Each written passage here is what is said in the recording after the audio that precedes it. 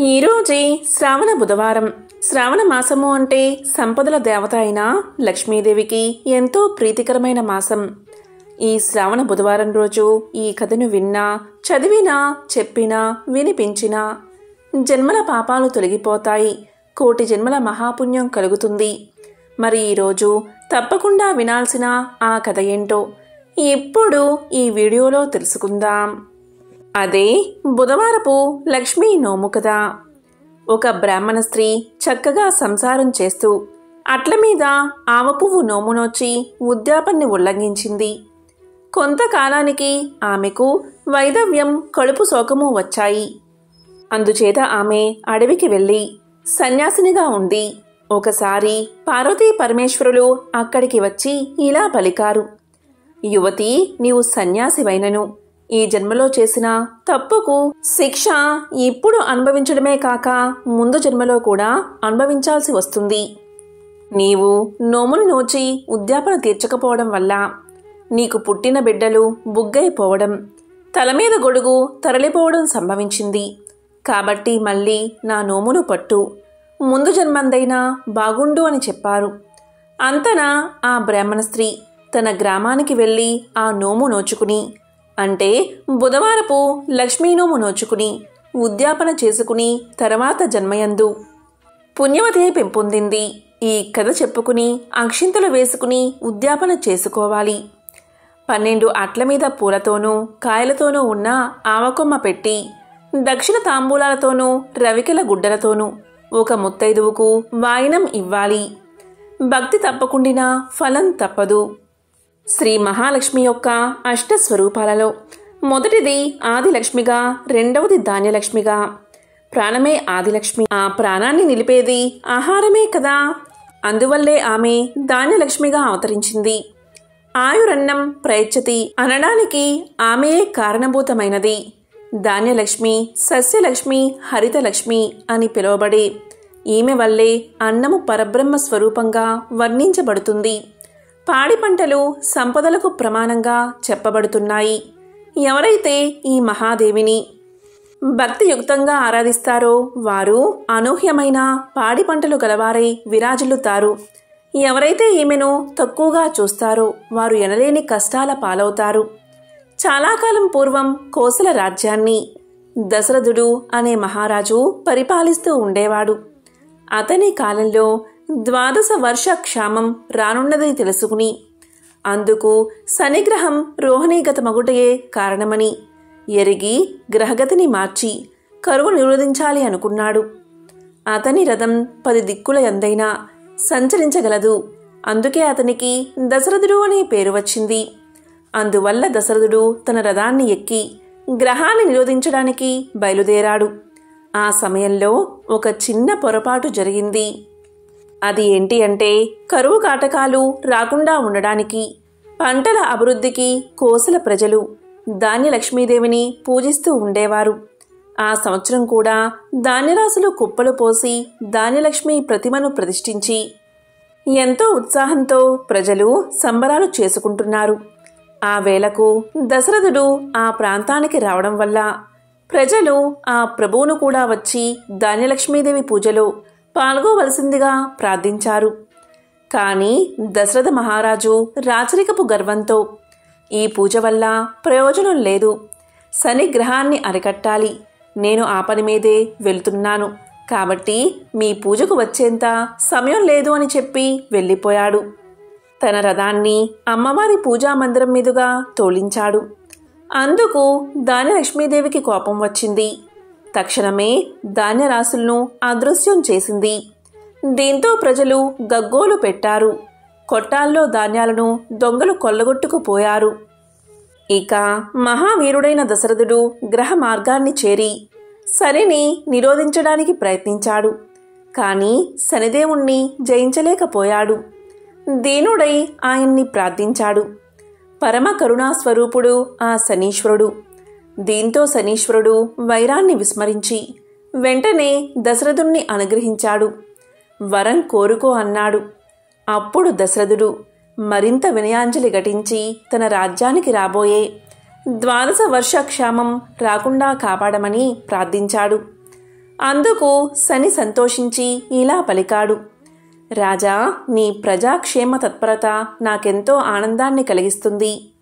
కానీ నా ప్రవర్తనని తప్పించడం అసాధ్యం.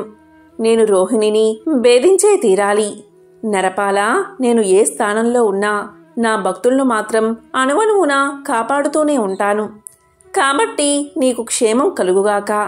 నీ రాజ్యమున నా ఆరాధనలు చెయ్యి అని చెప్పాడు శనిదేవుడు. అప్పుడు దశరథుడు నిజ రాజ్యానికి చేరి అలాగే చేశాడు.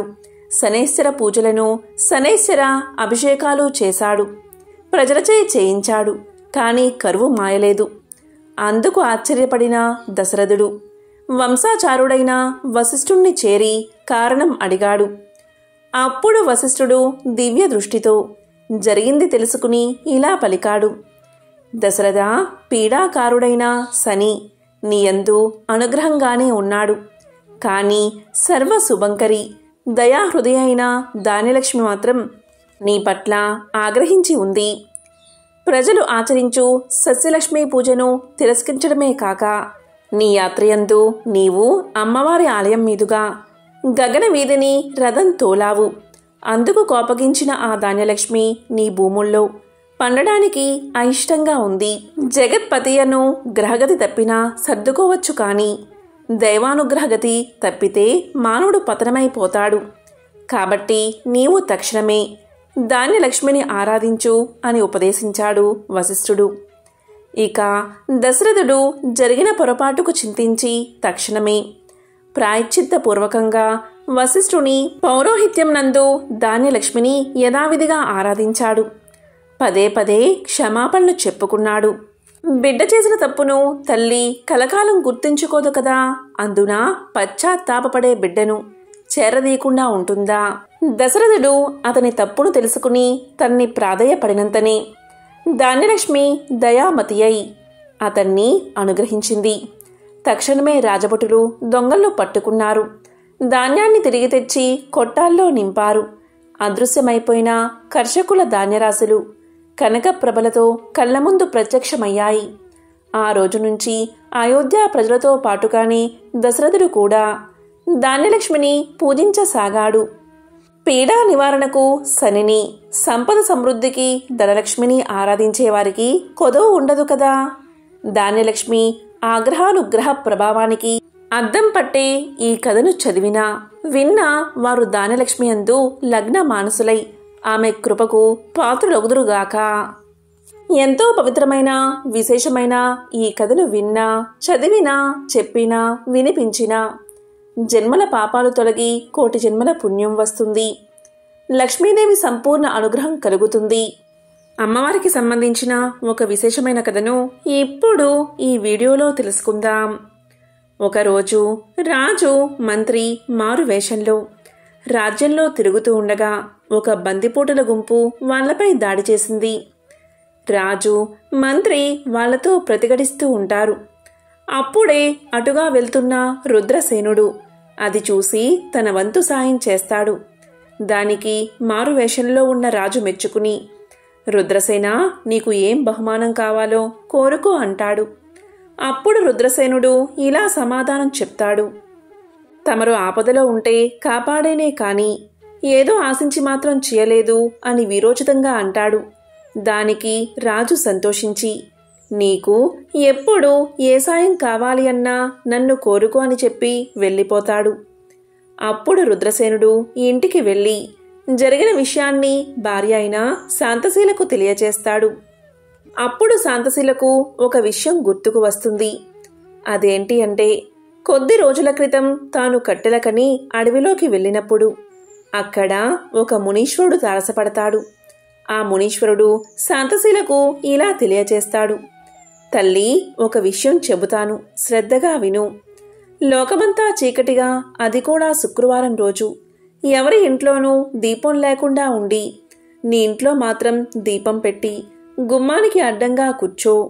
అప్పుడు చీకటిని భరించలేక నల్లని చీర ధరించిన ఒక ఆమె నీ ఇంట్లో నుంచి బయటకు వెళ్ళిపోవడానికి ప్రయత్నిస్తుంది. అప్పుడు నువ్వు ఆమెను అడ్డగించి బయటకు వెళ్ళితే లోపలికి రాకూడదని షరతు విధించు. అప్పుడు ఆమె నేను లోపల ఉంటే ఈ వెలుగుని భరించలేను, చీకటిలోకే వెళ్ళిపోతాను అంటుంది. ఇలా జరిగిన కొంత సమయానికి మరొక స్త్రీ పట్టు పీతాంబరాలతో దగదగా మెరిసే నగలతో ఇంట్లోకి ప్రవేశించడానికి ప్రయత్నిస్తుంది. ఆమెని కూడా నువ్వు అడ్డగించి లోపలికి వెళితే బయటకు వెళ్ళకూడదు అనే షరతు విధించు.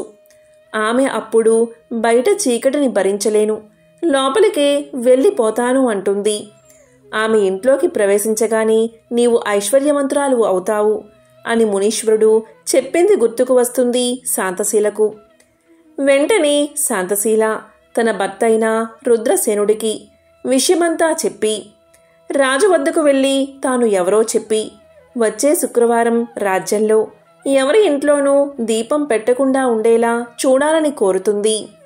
వెంటనే రాజు ఆమె కోరిక మేరకు రాజ్యంలో ఎవరు శుక్రవారం రోజు దీపం పెట్టకూడదని చాటింపు వేయిస్తాడు. అప్పుడు మునీశ్వరుడు చెప్పినట్లే శాంతశీల తన ఇంట్లో మాత్రం దీపం వెలిగేలా చూసుకుంటుంది. అప్పుడు ఆ సమయంలో ఇంట్లో ఉన్న దరిద్ర దేవత లోపల వెలుగును భరించలేక ఇంట్లో నుంచి బయటకు వెళ్ళడానికి ప్రయత్నిస్తూ ఉంటుంది. అప్పుడు శాంతశీల ఆమెను అడ్డగించి, ఓ దరిద్ర దేవత, నీవు బయటకు వెళ్తే మళ్ళీ లోపలికి రాకూడదు అని షరతును విధిస్తుంది. దానికి దరిద్ర దేవత, నేను లోపల ఉండలేను, ఈ వెలుగును భరించలేకపోతున్నాను, చీకటిలోకి వెళ్ళిపోతాను అంటుంది. ఇక శాంతశీల అలాగే అని అనుమతి ఇవ్వగానే నల్లని చీర ధరించిన దరిద్ర దేవత బయటకు వెళ్ళిపోతుంది. ఇలా దరిద్ర దేవత బయటకు వెళ్ళగానే పట్టు పీతాంబరాలతో దగదగా మెరిసే నగలతో లక్ష్మీదేవి లోక సంచారం చేస్తూ ఆ నగరానికి చేరుకుంటుంది. కానీ ఆ నగరమంతా చీకటిగా కనిపిస్తుంది. ఒక్క శాంతశీల ఇంట్లో మాత్రం దీపం వెలగడం కనిపిస్తుంది. దీంతో లక్ష్మీదేవి శాంతశీల ఇంటికి చేరి దీపం ప్రకాశిస్తున్న చోటికి వెళ్ళిపోవడానికి ప్రయత్నిస్తుంది. అప్పుడు శాంతశీల అడ్డుగా ఉండి, అమ్మా, నీవు లోపలికి వెళ్తే మళ్ళీ బయటకు వెళ్ళకూడదు అనే షరతు పెడుతుంది. అప్పుడు లక్ష్మీదేవి, నేను బయటి చీకటిని భరించలేకపోతున్నాను, లోపలికే వెళ్ళిపోతాను అని చెప్పి ఇంట్లోకి ప్రవేశిస్తుంది. లక్ష్మీదేవి ఇంట్లోకి ప్రవేశించగానే శాంతశీల యొక్క దారిద్ర్యం తొలగిపోతుంది. శాంతశీల ఐశ్వర్యవంతురాలవుతుంది.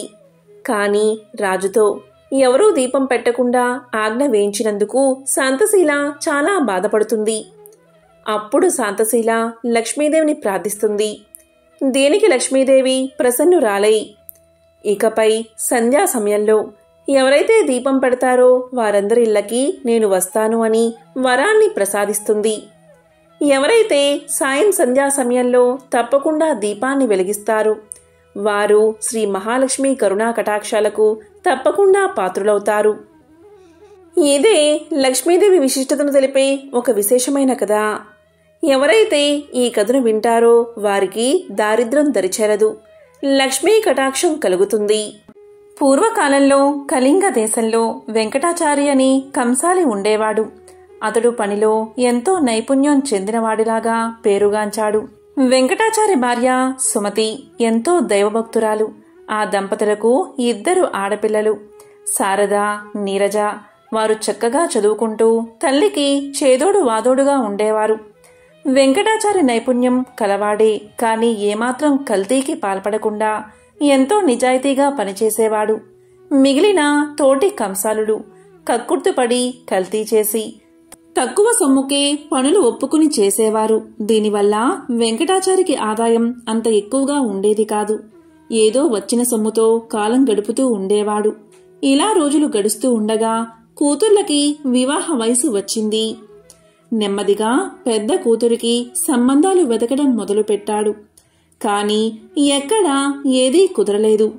వెంకటాచారి పక్క ఇంట్లో కృష్ణశర్మ అని పురోహిత కుటుంబం ఉంటుంది. కృష్ణశర్మ భార్య రుక్మిణి, సుమతి ఎంతో స్నేహితులుగా ఉండేవారు. కృష్ణశర్మ, రుక్మిణి దంపతులకు పద్మప్రియ అనే కుమార్తె ఉండేది. ఆమె వయసు సుమారు 7 సంవత్సరాలు. ప్రతిరోజు వాకిట్లో పూలు కోసుకుని సుమతికి తెచ్చి ఇచ్చేది. అంతేకాక రోజు 1 గంటైనా వారింట్లో గడిపి వెళ్లేది. వెంకటాచారి పెద్ద కుమార్తె శారద పెళ్లి ఎంతకూ నిశ్చయం కాకపోవడంతో ఆ దంపతులకు ఎంతో బెంగగా ఉండేది. ఒకనాడు కృష్ణశర్మ భార్య రుక్మిణి సుమతితో ఒక వారం రోజుల పాటు రుక్మిణీ కళ్యాణం పారాయణం చేయమని సలహా ఇచ్చింది. ఈ విధంగానే శారద పారాయణం చేయగాని ఆ మరనాడే మంచి వరునితో వివాహం నిశ్చయమైనది. ఆ వివాహానికి కావలసిన సొమ్ము సేకరించి పెట్టుకోవడం అనే పనిలో పడ్డాడు వెంకటాచారి. ఇన్నేళ్లుగా కంసాలి వృత్తి చేస్తూ ఉన్నా కూడా కూతుళ్లకు కనీసం బంగారు గాజులు కూడా చేయించలేకపోయానే అని బాధపడ్డాడు.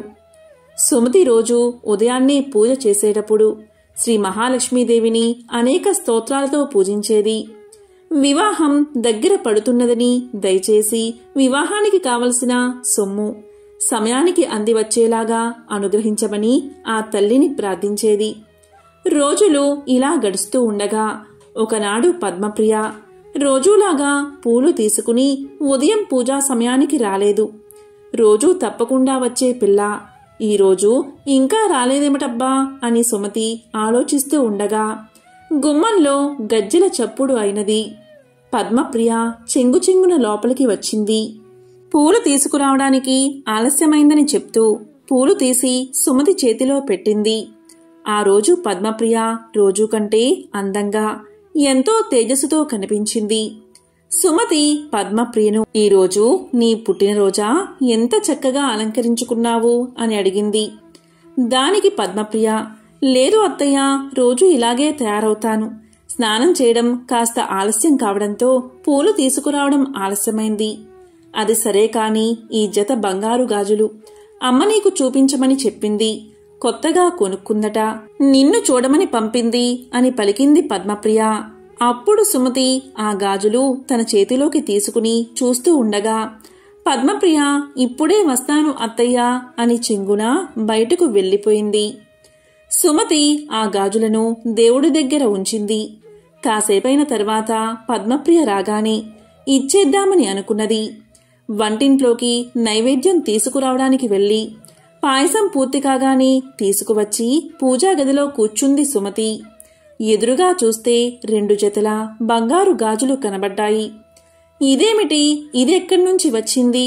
తాను ఇక్కడ పెట్టింది ఒక జతే కదా? లేదా నేను పరధ్యానంలో ఉండి గమనించలేదా?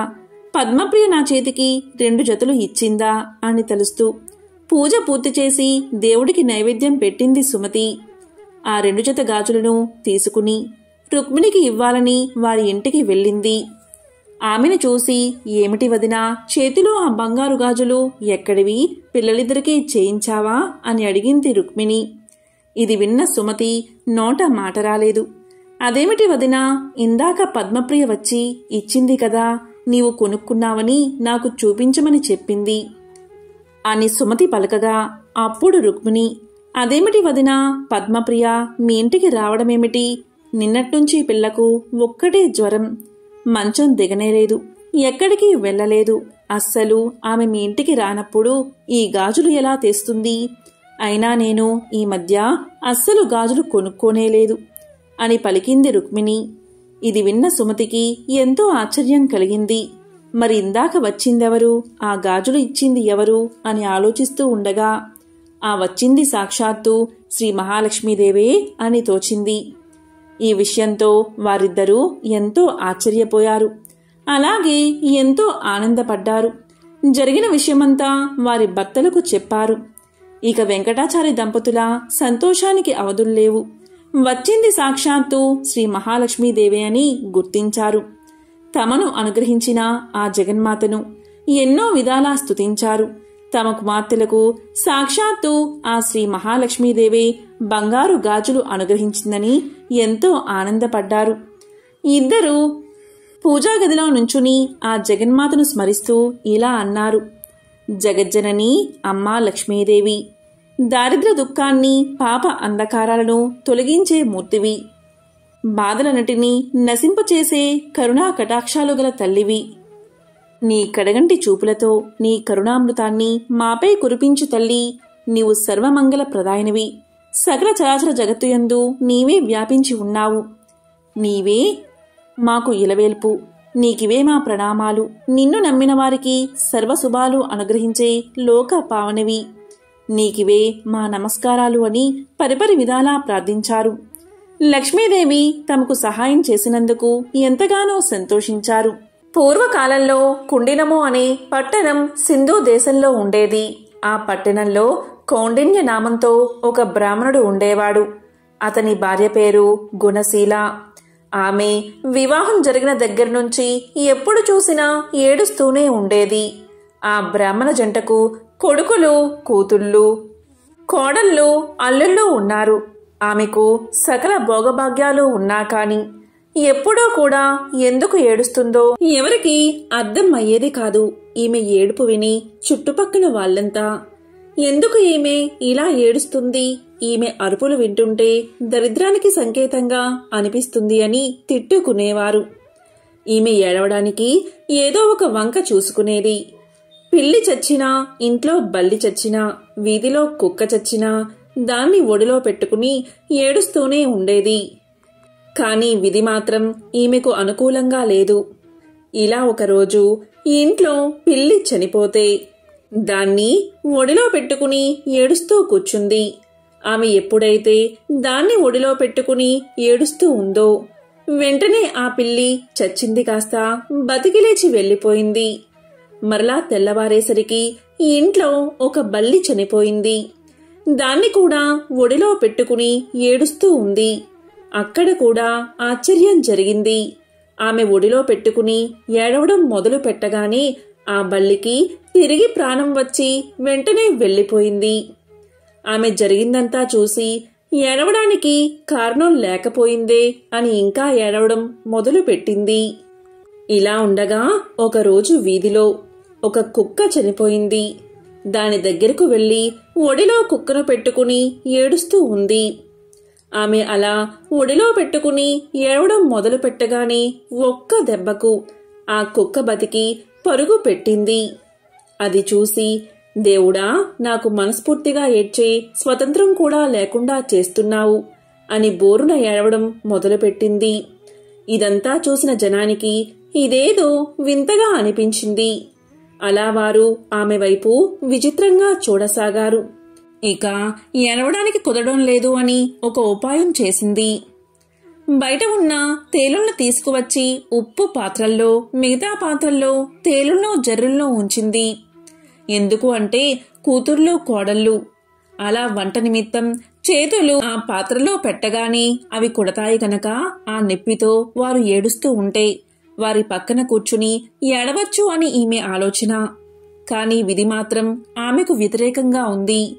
కూతుర్లో, కోడళ్ళు వాటిలో తమ చేతులు పెట్టగా జర్రెలు అలాగే తేల్లో వస్తువులుగా మారిపోయాయి. అంతేకాదు, తన కొడుకుల బట్టల్లో పాములు ఉంచేది.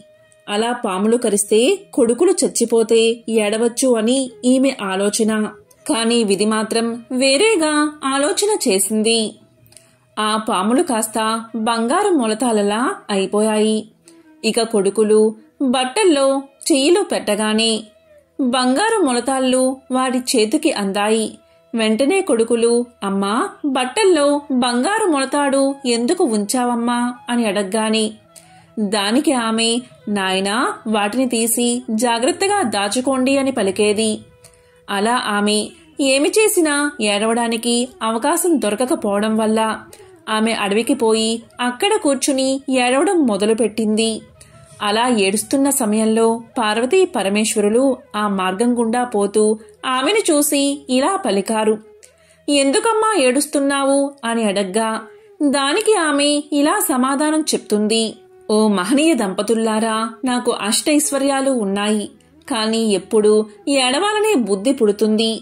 అలా ఏడుస్తుంటేనే నాకు మంచిగా అనిపిస్తుంది. దానికి కారణం మీరే చెప్పాలి అని బ్రతిమాలుతుంది. అప్పుడు పార్వతీదేవి మొత్తం తెలుసుకుని ఇలా అంటుంది. ఓ గుణశీల, పూర్వం నీవు కందాబచ్చలి నోమును నోచావు. కాని దానికి ఉద్యాపన చేయడం మర్చిపోయావు. అందువల్లే ఈ జన్మలో ఈ గ్రహచారం నీకు పట్టింది. నీవు ఈ నోము నోయడం వల్ల మంచి సంతానం, సర్వభోగాలు కలిగాయి. అని పలకగా గుణశీల అమ్మవారిని చూసి అమ్మా, ఈ నోముకు ఉద్యాపన ఎలా చెయ్యాలో చెప్పమని కోరింది. దానికి అమ్మవారు ఇలా చెప్తుంది, అయితే విను. వెండితో కంద దుంపను చేయించు, బంగారంతో బచ్చలి తీగ చేయించు, మంచి కంద సేరు, బచ్చలి అరసేరు, 5 మానికల బియ్యం, పసుపు కుంకుమలతో, నల్ల పూసలు, రవికల గుడ్డలు, మెట్టెలు, మంగళ సూత్రాలతో, ముత్తైదువులకు దక్షిణ తాంబూలాలతో వాయినాలు సమర్పించు అని పార్వతీదేవికి చెప్పింది. అంతట గుణశీల ఇలా పలుకుతుంది, అయితే తల్లి, నేను వచ్చేంత వరకు ఇక్కడే ఉండమని ప్రార్థించి పరుగు పరుగున ఇంటికి పోయి అన్ని వస్తువులు తీసుకువచ్చి పార్వతీ అమ్మవారికి సమర్పించి ఉద్యాపన చేసింది. ఇక పార్వతీ అమ్మవారు నిండు హృదయంతో ఆమెకు ఆశీస్సులు అందించారు. అంతతో అమ్మవారు అంతర్ధానమయ్యారు. ఇక గుణశీల ఇంటికి వచ్చి జరిగిందంతా ఇంట్లో వారికి చెప్పేసరికి అందరూ ఆశ్చర్యపోయారు. 4 జాతుల వారు కుల భేదం లేకుండా ఈ వ్రతాన్ని ఆచరిస్తే సమస్త దుఃఖాలు తొలగిపోతాయని ఆమె చెప్పింది. దాంతో అందరూ కందాబచ్చలి వ్రతాన్ని ఆచరించి సర్వదుఃఖాలను పోగొట్టుకుని సుఖంగా జీవించారు. ఈ వ్రతకథను ఎవరైతే వింటారో వారికి సమస్త దుఃఖాలు తొలగిపోయి సకల శుభాలు కలుగుతాయి. పూర్వం గండకీ నదీ తీరాన ఉన్న సిరిపురం రాజ్యాన్ని వేరసేన మహారాజు జనారంజకంగా పరిపాలిస్తూ ఉండేవాడు. పాడి పంటలతో సుఖ సంతోషాలతో ప్రజలు ఆనందంగా జీవిస్తూ ఉండేవారు. ఈ వీరసేన మహారాజుకు వేట అంటే మిక్కిలి మక్కువ. అతను ఒకసారి గండకీ నదీ తీరాన్ని ఆనుకుని ఉన్న అడవిలోకి బయలుదేరాడు. చాలాసేపు క్రూర జంతువుల్ని వేటాడాడు. దాంతో రాజు రెట్టించిన ఉత్సాహంతో బాగా దట్టమైన అడవిలోకి వెళ్లిపోయి దారిని తప్పాడు. వెనుక ఉన్న సైన్యాలు రాజుని అందుకోలేక వెనుక పడ్డారు. ఇలా 2 రోజులు గడిచాయి. రాజు జాడ కోసం సైన్యాలు 4 భాగాలుగా విడిపోయి 4 దిక్కులా గాలించి అతి కష్టం మీద 3వ రోజున రాజు జాడ కనుక్కుని అందరూ ఒక చోటకు చేరుకున్నారు. గుర్రం మీద 3 రోజులు ఒంటరిగా ప్రయాణించిన రాజు బాగా అలసిపోయి నిస్సత్తువుగా ఉండిపోయాడు. వెంట తెచ్చుకున్న ఆహార పదార్థాలు నీళ్లు ఖర్చయిపోవడంతో సైనికులు కూడా అలసిపోయి ఆకలితో ఉన్నారు. చాలాసేపు గాలింపు తర్వాత వాళ్లకి ఒక చిన్న పంట పొలం కనిపించింది. దాంట్లో చెరుకు, మొక్కజొన్న పంటలు ఉన్నాయి. దాంతోపాటు మామిడి, సీతాఫలం బాగా విరగకాచి ఉన్నాయి. మధ్యలో తీయని నీటితో కూడిన ఒక బావి ఉంది. ఇక సైనికులంతా ఆ పొలంపై పడి ఎవరికి కావలసిన వారు తీసుకుని కడుపు నిండా తిని మధురమైన బావినీరు తాగి మహారాజుకి కావలసిన ఫలాలు, చల్లని నీరు ఇచ్చి రాజును సేద తీర్చారు. కాసేపటికి తేరుకున్న మహారాజు తన సైన్యంతో సహా రాజ్యాన్ని చేరుకున్నాడు. కానీ చిత్రంగా మరుసటి రోజు నుంచి రాజుకి తీవ్ర అశాంతి, అనారోగ్యం మొదలయ్యాయి. రోజు రోజుకి క్షీణిస్తూ మంచం పట్టాడు మహారాజు. రాజవైద్యులు ఎన్ని చికిత్సలు చేసినా రాజుకి ఆరోగ్యం చేకూరలేదు. ఈ విధంగా రోజులు నెలలు గడిచినా కూడా తన రోగం తగ్గకపోయేసరికి రాజు తన గురువైన తపోధనుడైన సదానంద మహర్షిని పిలిపించి తన సమస్యను పూర్తిగా వివరించాడు. అప్పుడు ఆ మహర్షి తన దివ్య దృష్టితో జరిగిందంతా తెలుసుకుని ఇలా పలికాడు, రాజా, రాజన్నవాడు ప్రజల్ని క్రూర మృగాల నుంచి రక్షించాలి. అది కూడా ప్రజలు క్రూర జంతువుల వల్ల తమకి ప్రాణభయం ఉందని ఫిర్యాదు చేసినప్పుడు మాత్రమే చేయాలి. కానీ నీవు మృగ వినోదం కోసం అకారణంగా జంతువుల్ని వేటాడి మూగ జంతువుల్ని హింసించావు. పైగా నీ సైనికులు ఓ పైరు పంటలో చొరబడి పేద రైతు యొక్క కష్టాన్ని దోచుకుని తిన్నారు. అందులో కూడా నీ సైనికులు అతని అనుమతి తీసుకోలేదు. అందులో నీకు కూడా భాగం ఉంది. ఆ పాపం కలిపురుషుడిగా మారి నిన్ను వేటాడుతుంది అని చెప్పాడు మహర్షి. ఇది విన్న రాజు ఎంతో ఆశ్చర్యపోయి ఇలా పలికాడు, మహాత్మా, మన్నించండి. నేను ఈ దేశపు రాజుని కదా. నా రాజ్యంలో ఉన్న సకల ప్రజల మీద, వాళ్ళ ఆస్తుల మీద ధనధాన్యాలు, పంట పొలాలు, తోటలు, వ్యాపారాలు అన్నిటిపైన నాకు సర్వాధికారాలు ఉన్నాయి కదా, మరి నాకు పాపం ఎలా అంటుతుంది అని అడిగాడు. దానికి మహర్షి ఇలా చెప్పాడు. రాజా, నువ్వు చెప్పింది నిజమే. స్వయంగా నువ్వు ఆ రైతు తోటలోకి వెళ్లి నీకు కావాల్సింది తిని నీ సైనికులకు పంచినా నీకు దోషం అంటదు. లేదా నీ ఆజ్ఞపైన నీ సైనికులు ఆ తోటలోంచి పళ్ళు నీరు నీకు తీసుకువచ్చినా నీకు దోషం అంటదు. ఇక్కడే నువ్వు ధర్మదేవతని సరిగ్గా అర్థం చేసుకోవాలి.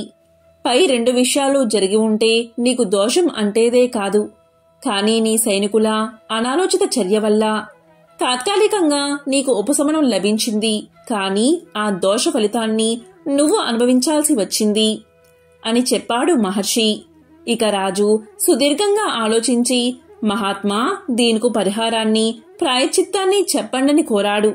ఇక మహర్షిని చూసిన మహారాజు అప్పటికప్పుడు ఆ పంట పొలం రైతును పిలిపించాడు. ఆ రైతు పేద యువకుడైన ముకుందుడు. చక్కనైన రూపం కలవాడు. కాయకష్టం చేసుకుని తనకున్న చిన్న పొలంలో రకరకాల పళ్ళు, ఫలాలు పండిస్తూ వృద్ధులైన తన తల్లిదండ్రులను పోషించుకుంటూ ఉన్నాడు. రాజు యొక్క సైన్యం తన పంటని మొత్తం కాజేయడంతో గత 4 రోజులుగా తల్లిదండ్రులకు సరైన తిండి కూడా పెట్టలేక చాలా దీనస్థితిలో ఉన్నాడు.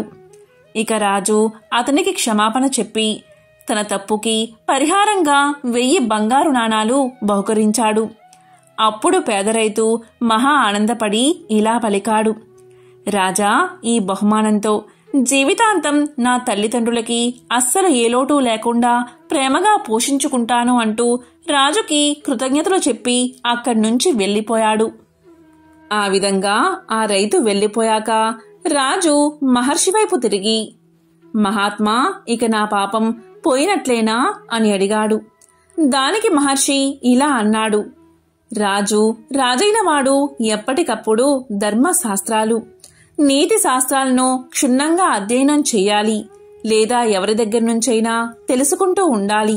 ప్రస్తుతానికి నీ పాపం తొలగిపోయింది, కాని ఇంకా మిగిలే ఉంది అన్నాడు మహర్షి. అప్పుడు రాజు మళ్లీ నమస్కారం చేసి, మహాత్మా, మరి పరిహారం చెప్పండి అని కోరాడు. మహర్షి రాజు వంక చూశాడు. అప్పుడు వెంటనే రాజు సదాచార భక్తులైన పండితుల్ని, బ్రాహ్మణోత్తముల్ని మహారాజు సభకు ఆహ్వానించాడు. కొన్ని 100 మంది తరలి వచ్చారు.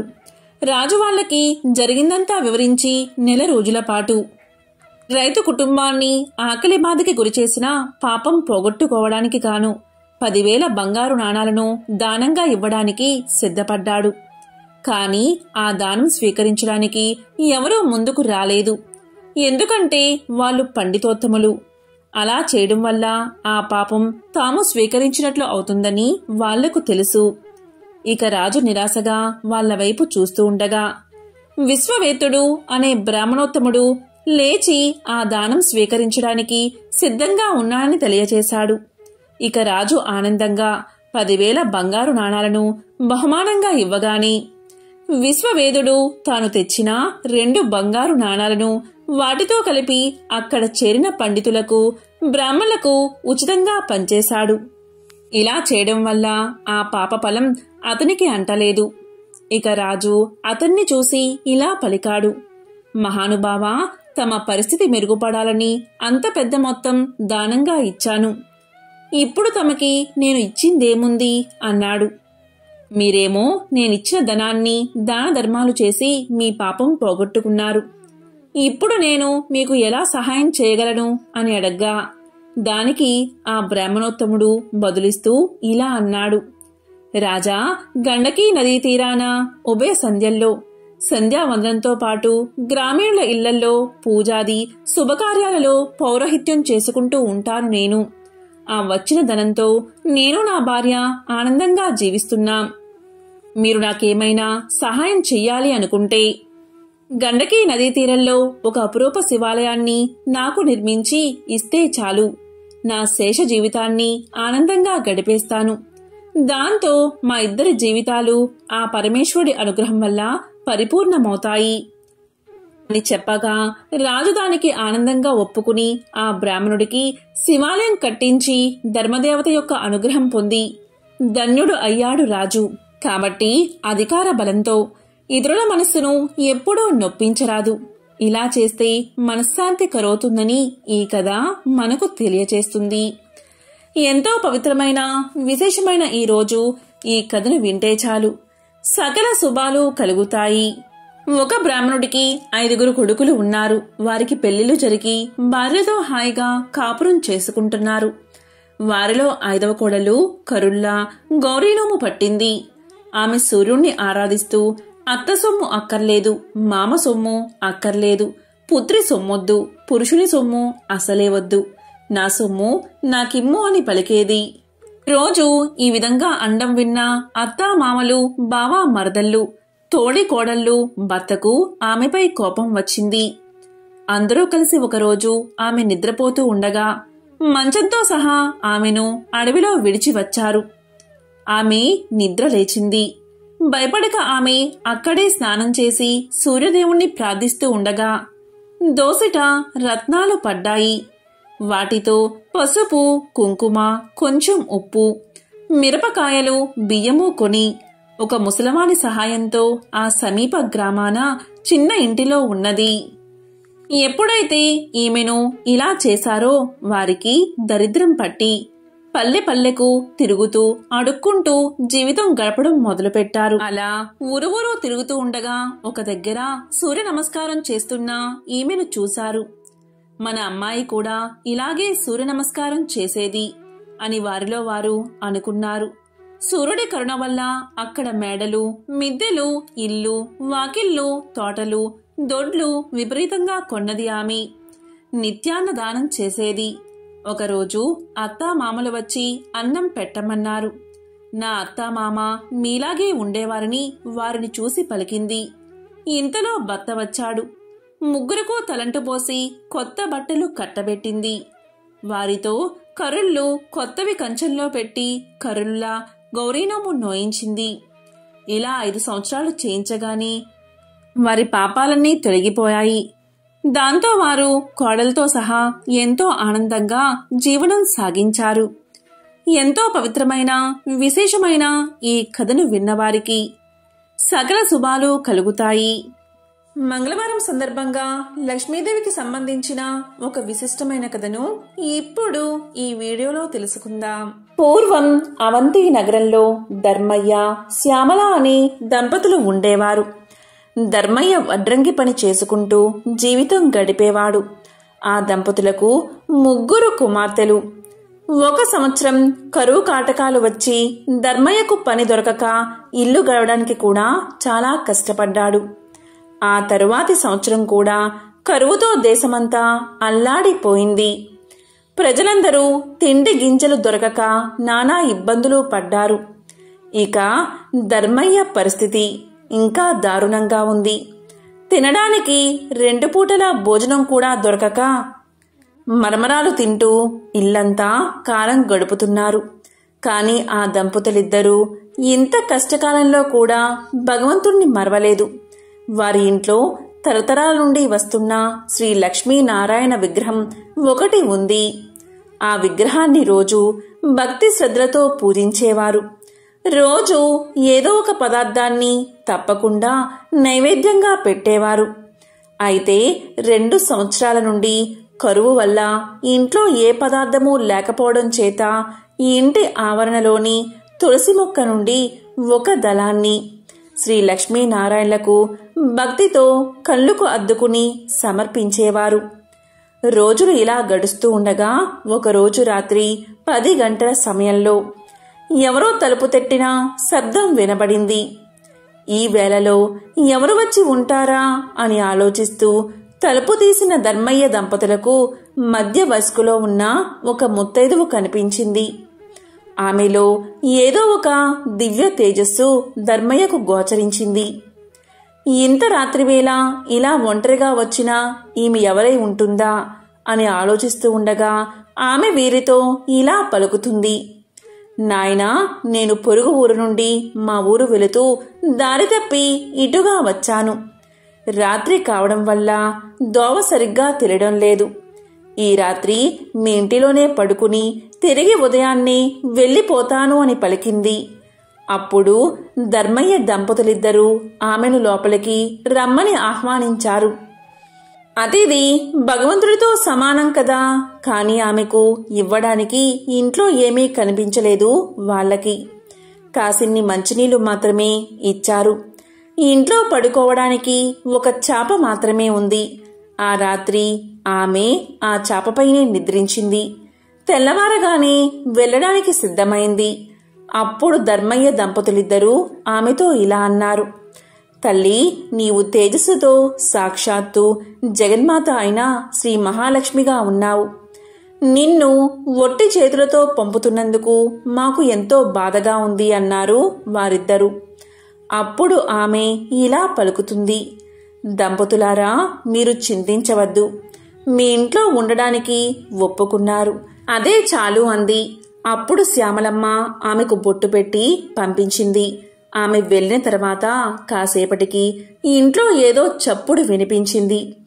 ఏమిటా అది అని ఇల్లంతా చూడగా శ్రీ లక్ష్మీనారాయణ విగ్రహం వద్ద నుండి శబ్దం వస్తున్నట్టుగా వారు గమనించారు. అక్కడ కొన్ని బంగారు నాణాలు పడి ఉన్నాయి. అప్పుడు ఆ దంపతులకు జరిగిందంతా అర్థమైంది.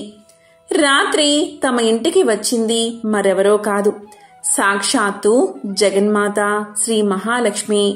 ఆ తల్లికి తామేమీ ఇవ్వలేకపోయామే, చెయ్యలేకపోయామే, కనీసం తగిన వసతి కూడా కల్పించలేకపోయామే అని ఎంతో బాధపడ్డారు. ఆ తల్లిని అనేక విధాలుగా స్తుతించారు. శ్రీ మహాలక్ష్మీదేవి అనుగ్రహం వల్ల కలిగిన ధనంతో పిల్లల పెళ్లిళ్లు ఘనంగా జరిపించారు. జీవించినంతకాలం సుఖంగా జీవించి ఎన్నో సత్కార్యాలు చేసి చివరకు ముక్తిని పొందారు. దీపం లక్ష్మీ స్వరూపం. ధర్మయ్య దంపతులు రోజూ శ్రీ లక్ష్మీనారాయణ విగ్రహం వద్ద దీపం వెలిగించేవారు. ఎంతటి కష్ట సమయంలో అయినా దీపారాధన మాత్రం మానలేదు. అందువల్ల శ్రీ మహాలక్ష్మీదేవి ఎంతో సంతోషించి వారిని అనుగ్రహించింది. దీపం జ్ఞాన స్వరూపం. దీపం ఐశ్వర్య స్వరూపం. దీపం ఉన్న చోట శ్రీ మహాలక్ష్మి చిరునవ్వుతో ఉంటుంది. ఎవరైతే నిత్యం దీపారాధన చేస్తారో వారు సిరి సంపదలతో తులతూగుతారు. వారికి దేనికి లోటు ఉండదు. ధనధాన్యాలు సమృద్ధిగా ఉంటాయి. ఆ తల్లి అనుగ్రహం ఉన్నవారికి సర్వ సౌభాగ్యాలు లభిస్తాయి. ఓ జగజ్జనని జగన్మాత శ్రీ మహాలక్ష్మి, నీకు ఇవే మా నమస్కారాలు. మంగళప్రదాయని నీవు, నీకే ఇవి మా ప్రణామాలు. లోకేశ్వరి, నీకు ఇవే మా నమస్కారాలు.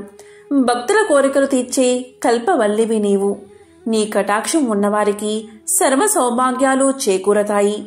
దేనికి లోటు లేకుండా జీవితమంతా ఆనందంగా గడుస్తుంది.